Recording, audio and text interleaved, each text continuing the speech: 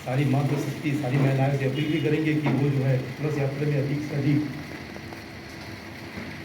संख्या में पहुँच करके कलश यात्रा में किया जाना है, उस संदर्भ में उसमें उल्लेख है। और आगामी जो है उसके पूर्ण रूप से जानकारी के लिए हमारे अध्यक्ष जी आने वाले दिनों में भिलाई में एक भव्य कथा का आयोजन होने जा रहा है। कथा का आयोजन करने की जो जिम्मेदारी लोगों के कंधों पर है वो हमारे साथ मौजूद है और बातचीत करेंगे क्या कुछ कार्यक्रम है और किस प्रकार की तैयारियां चल रही है। सबसे पहले सर अपना नाम बताएंगे। मेरा नाम प्रकाश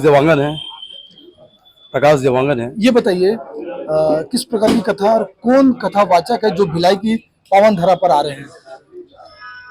कथावाचक श्री अंतर्राष्ट्रीय कथावाचक है ये श्री श्रद्धेय देवकीनंदन जी ठाकुर जी महाराज वृंदावन से है ये।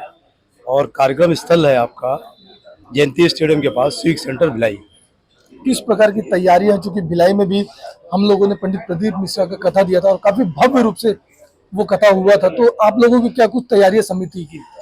ये श्रीमद् भागवत की कथा है और हमारे समिति के द्वारा पूर्ण रूप से तैयारी की जा रही है क्योंकि ये कार्यक्रम बहुत भव्य है।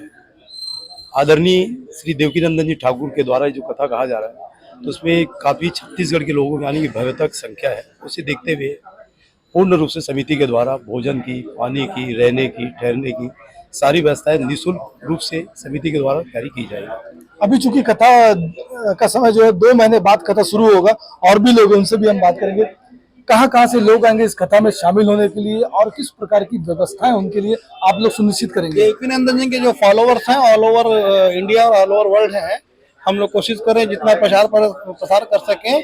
कम से कम 7-8 लोग तो उनको मानने वाले छत्तीसगढ़ में हैं, तो हम लोग उम्मीद कर रहे हैं कम से कम मिनिमम 50,000 से 1 लाख के बीच के आसपास की भीड़ प्रतिदिन रहेगी। फिर जैसे भीड़ बढ़ेगी हम वैसे डोम की व्यवस्था करेंगे और डोम हम लोग वाटरप्रूफ बनवा रहे हैं।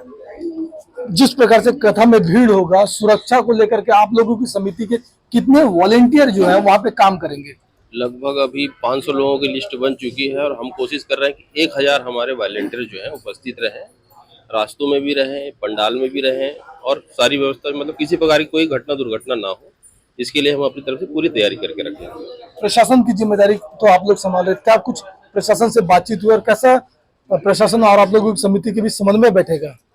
निश्चित तौर पर अभी प्रशासनिक तौर पे जो रूपरेखा बना रहे हैं उसमें पूरे टीम एक साथ बैठेंगे और बहुत सारे जो और चर्चाएं हैं जो पूर्व में जो घटना हुई है तो उसको देखते हुए हम लोग इसमें पूरे समिति के लोग प्रशासन के सामने लगातार बैठने की कोशिश करेंगे। ये बताइए जो कथा होगा जब अक्टूबर माह में शुरू होगा तो उस समय संभावना है कि आचार संहिता भी लग जाएगा, तो उसको देखते हुए आप लोगों के मन में आया, प्रशासन से आप लोगों की बातचीत हुई, क्या कुछ गाइडलाइन आप लोगों को मिली है।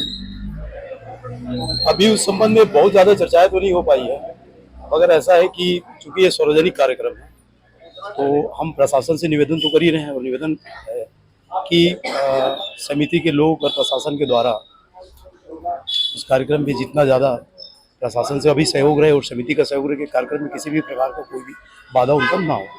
चलिए आने वाले दिनों में वृंदावन से कथावाचक, अंतर्राष्ट्रीय कथावाचक भिलाई पधारेंगे और भिलाई में जो समिति है वो तैयारियां पूरी तरह से शुरू कर चुकी है और अक्टूबर माह में कथा होगा। अब देखने वाली बात होगी कि कहाँ से उनके अनुयायी जो है कथा सुनने के लिए आएंगे।